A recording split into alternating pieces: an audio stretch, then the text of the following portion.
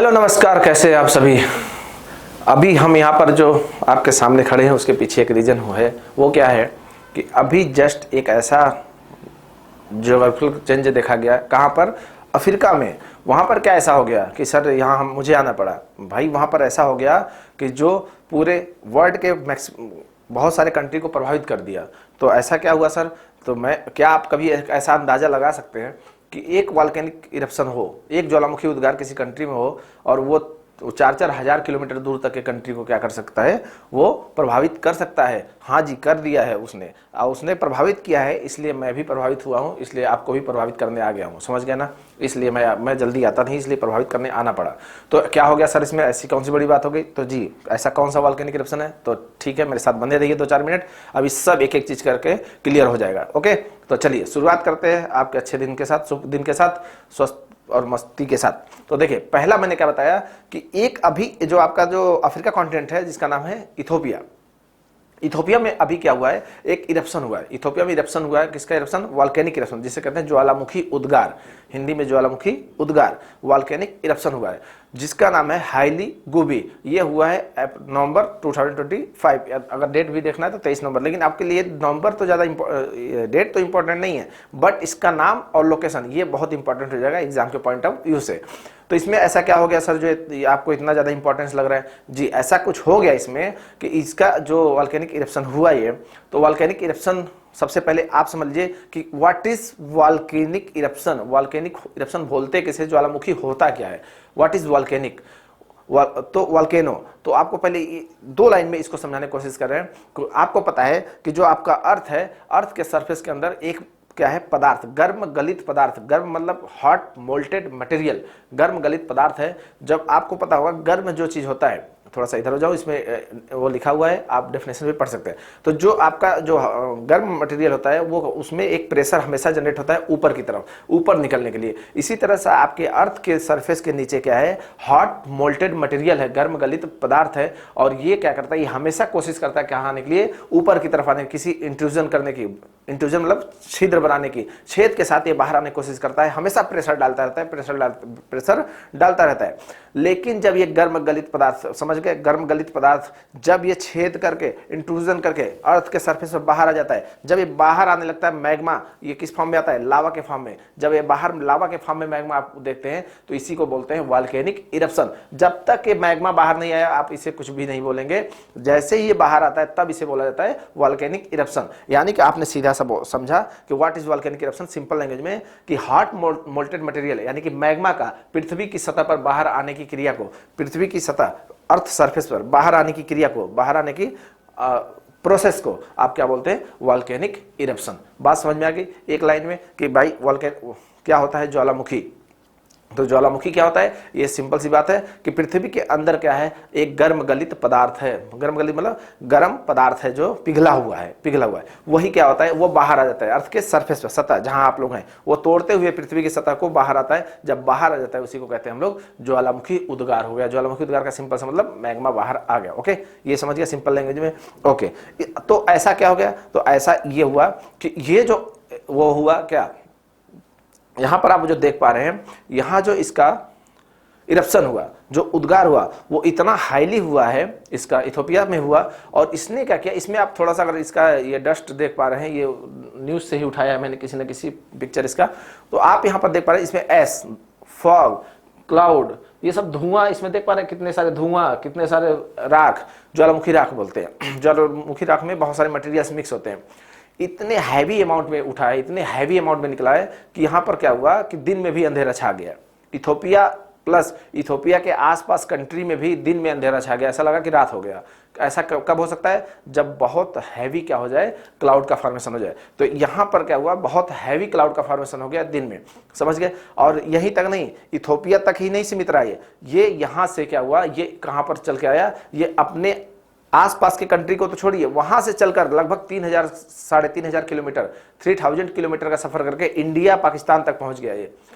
समझ गए? और ये इसकी के साथ साथ और क्या किया इसने? बहुत सारा हेल्थ सेक्टर, हेल्थ के से रिगार्डिंग इससे समस्याएं हुई, बहुत सारी एविएशन, बहुत सारी फ्लाइटें यहाँ पर कैंसिल की गई। यानी कि ये क्या हुआ? और इससे क्या देखा गया? और क्या देखा गया इसमें ये देखा गया कि इंडोनेशिया का भी एक वॉल्केनिक है एक्टिव, उसमें भी थोड़ा सा हलचल देखी गई। मतलब कहने का ये सिंपल सा है कि इसका जो इम्पैक्ट था ये बहुत हाईली था।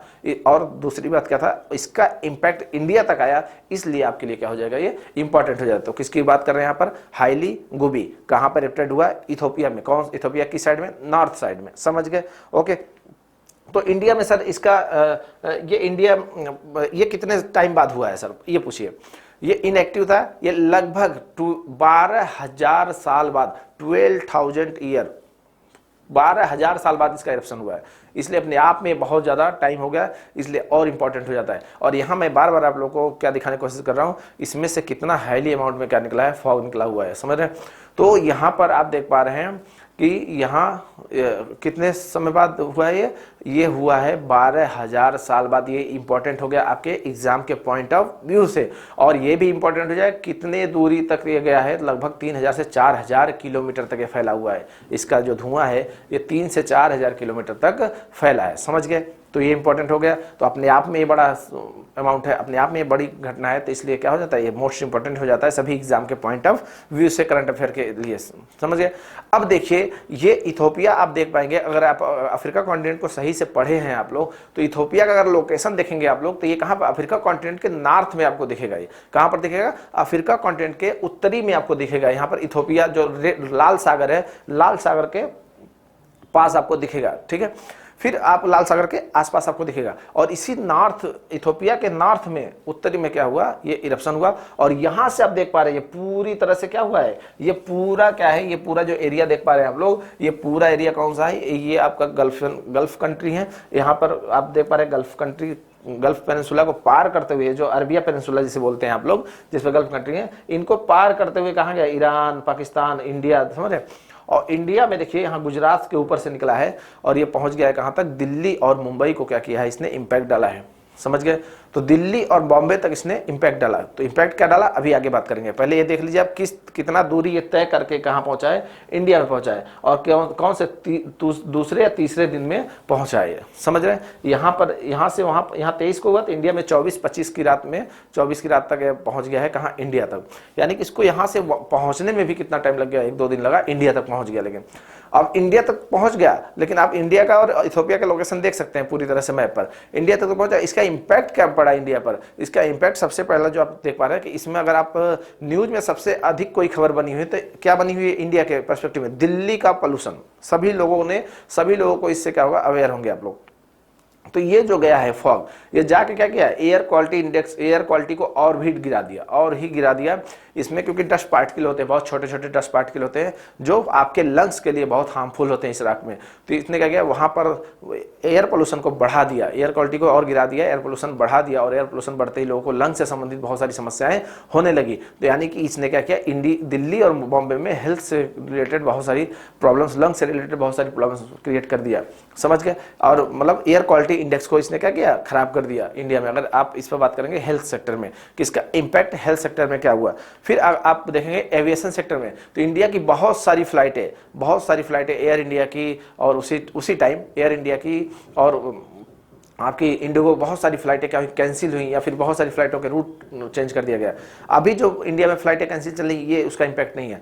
उस टाइम की बात बता रहे हैं, उस समय क्या हुआ था, उसमें बहुत सारी फ्लाइटें कैंसिल की गई, बहुत सारी फ्लाइटों का रूट चेंज कर दिया गया, और उसके आसपास की कंट्री के बहुत सारी फ्लाइटों कैंसिल ही कर दी गई, वो उड़ाई ही नहीं गई 2-3 दिन 4 दिन, जब तक इसका इंपैक्ट रहा वहाँ फ्लाइटें उड़ी ही नहीं। इसके पीछे सर रीजन क्या है, ऐसा क्या सामने दिखता नहीं, फ्लाइट तो रडार से चलता है जी, फ्लाइट रडार से चलता है, बट फ्लाइट इंजन से भी चलता है। किससे चलता है, इंजन से चलता है। और उस इंजन में ये जो डस्ट है, इसमें क्या होते हैं, पार्टिकल्स होते हैं, छोटे छोटे धूल के कण होते हैं, और वो ये जाके इंजन में क्या होंगे, ये इंजन में जाके इसमें फंस जाएंगे। तो इसका क्या होगा, ये प्रोपेलर घूमेगा ही नहीं, सही स्पीड ही नहीं दे पाएगा। तो ये क्या हो सकता है, क्रैश होने की संभावना होती है, इंजन खराब होने की संभावना होती है। इसलिए इसमें रिस्क नहीं लिया जाता है। इसमें जाके सीधे डस्ट क्या होता है, और आपको पता है ना, ये बहुत तेजी से अपनी तरफ खींचता है, ये प्रोपेलर अपनी तरफ से हवाओं को खींचता है, तो पूरा डस्ट उसी में खींच लेगा, ये तो जाके फंस जाएगा ये। तो ये क्या हो सकता है, क्रैश होने की चांसेस होती है। इसलिए फ्लाइटों को कैंसिल कर देंगे। तो एविएशन सेक्टर यानी कि उड्डयन विभाग पर भी क्या हुआ, इसका बहुत बड़ा असर पड़ा इंडिया में, इंडिया प्लस और भी कंट्री में, समझ गए। हेल्थ वाला जो आपको इंडिया में बता रहे हैं, इसके साथ साथ बहुत सारे और कंट्री में भी इसका क्या हुआ है, इंपैक्ट पड़ा है। एक नाम और इससे जुड़ गया, ऐसा माना जा रहा है, हो सकता है, अभी लोग इस पर कंफर्म नहीं है, कंफर्मेशन नहीं है, बट ये न्यूज में आ गया तो आपके लिए इंपॉर्टेंट हो गया, यूपीएससी के लिए कंफर्मेशन हो गया। इसमें और क्या जुड़ गया, इसमें सर जुड़ गया इंडोनेशिया का सुमेरु वॉल्केनिक इरप्शन। इंडोनेशिया में एक एक्टिव वॉल्केनिज्म है, उसका नाम है सुमेरु। वो सुमेरु में जिस दिन यहां पर ब्लास्ट हुआ, जिस दिन यहां पर वॉल्केनिज्म हुआ, उस दिन वहां भी कुछ एक्टिविटी देखने को मिली।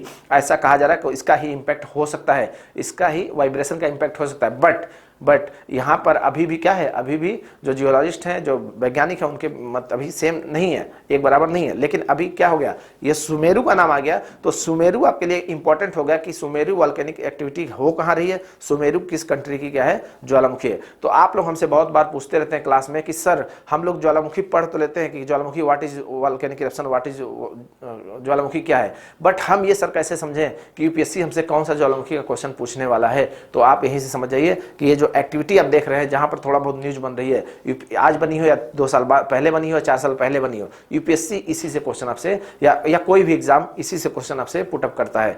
वर्ड में तो बहुत सारे, आप ही कहते हैं सर वर्ड में तो हजारों वॉल्केनिक इरप्शन है, लेकिन हमारे लिए क्या इंपॉर्टेंट है, तो जो यूपीएससी या जो न्यूज के लिए इंपॉर्टेंट है वो आपके लिए इंपॉर्टेंट है। ओके, समझ गए। अब बार बार इसको, इस क्वेश्चन पर आप लोग डाउट मत रहिएगा कि कौन सा वॉल्केनिक इरप्शन पूछेगा। तो यही, अब सुमेरु का नाम आया है तो ये आपके लिए क्या हो जाएगा, ये इंपॉर्टेंट हो जाएगा। ये रही बात हाईली गुबी, और क्या रही बात इसका इंपैक्ट और इसके प्रभाव हेल्थ सेक्टर में या एविएशन सेक्टर में इंडिया से रिगार्डिंग और उससे अलग कंट्रीज से रिगार्डिंग, और ज्वालामुखी होता क्या है ये समझ गए। बट क्या सर इन फ्यूचर क्या ऐसा कुछ और देखने को मिलेगा अफ्रीका में, हाँ, क्या ऐसी कोई घटनाएं और देखने को मिलेंगी अफ्रीका में, और क्यों यहीं पर देखने को मिली, तो जी हाँ, ये बिल्कुल हो सकता है। मैंने आपको बता रखा है कि जो आपका जो कॉन्टिनेंट, जो सारे कॉन्टिनेंट, जो महाद्वीप हैं पहले एक थे, ये सब टूट के अलग हुए हैं।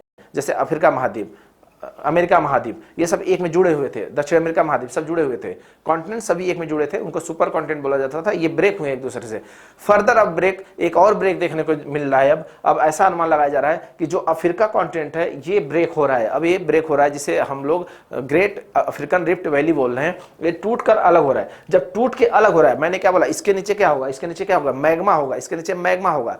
अब यहाँ पर ये अलग हो रहा है, टूट के एक दूसरे से दूर जा रहा है, तो प्रेशर रिलीज हो रहा है, प्रेशर कम हो रहा है। प्रेशर जैसे ही कम होगा तो यहाँ पर टेम्परेचर यानी कि मैग्मा और अधिक मात्रा में क्या होगा, बनना शुरू हो जाएगा, और यहाँ पर वो मैग्मा क्या करेगा, प्रेशर डालेगा बाहर आने के लिए। तो अभी जो आप देख पा रहे हैं, ये इथोपिया के ये पार्ट देखें, यहाँ पर इथोपिया का ये वाला पार्ट आपको दिख रहा है, अभी यहाँ पर ये हाईली गुबी हुआ है। आने वाले टाइम में भैया इस पर आपको बहुत सारे, हो सकता है बहुत सारे इरप्शन देखने को मिल सकते हैं, वॉल्केनिक इरप्शन, जो आपको क्या कर रहा है, ये अफ्रीका कॉन्टिनेंट को तोड़ने का काम कर रहा है। यहाँ से अलग हो रहा है, एक रिफ्ट वैली बन रही है, यहाँ से अलग हो रहा है अफ्रीका टूट के, और आने वाले समय में अफ्रीका का क्या हो जाएगा, कुछ ऐसा ये हाल हो जाएगा अफ्रीका। यहाँ से इस तरह से ऐसे ये ब्रेक हो सकता है अफ्रीका, ये अफ्रीका था और ये पार्ट अलग हो गया, ये पार्ट अलग, ऐसा क्रैक वहाँ पर अभी आज के डेट में देखने को मिल रहा है। ऐसे पूरी तरह से अफ्रीका टूट के अलग हो रहा है। अब देखिए ये अलग हो रहा है टूट के, तो यहाँ पर प्रेशर क्या हो रहा है, रिलीज हो रहा है, प्रेशर कम हो रहा है, तो यहाँ से मैग्मा बाहर आने की कोशिश करेगा। तो जहाँ पर आपको देखने को मिलेगा इस लाइन में, हो सकता है आने वाली टाइम में, इन फ्यूचर और भी सारे वॉल्केनिक इरप्शन देखने को मिल सकते हैं। तो यहाँ पर मैंने आपको समझाया कि क्या था न्यूज में, वो था हाईली गुबी। क्यों था न्यूज में, ये इथोपिया के नॉर्थ में उसका इरप्शन हुआ, उसका इंपैक्ट क्या पड़ा, कहाँ पड़ा, कैसा पड़ा, तो हेल्थ सेक्टर में क्या पड़ा और एविएशन सेक्टर में कहाँ पड़ा, ये आपको बताया मैंने। और क्या ये और भी आगे आने वाले टाइम में हो सकता है, ये भी बताया आपको। और सुमेरु आइलैंड, सुमेरु जो आपका एक्टिव वॉल्केनिक है, उसको वो न्यूज में क्यों था, तो इससे रिलेटेड था। तो ये थी इससे रिलेटेड न्यूज। और भी ऐसे ही न्यूज को जानने के लिए आप लोग साथ में बने रहिए, और मैं आपको इसके बारे में एकदम क्लियर कट करके ऐसे ही बताता रहूँगा। और बस अपना पढ़ाई अच्छे से करते रहिए, स्वस्थ रहिए, मस्त रहिए। चलिए, थैंक यू सो मच।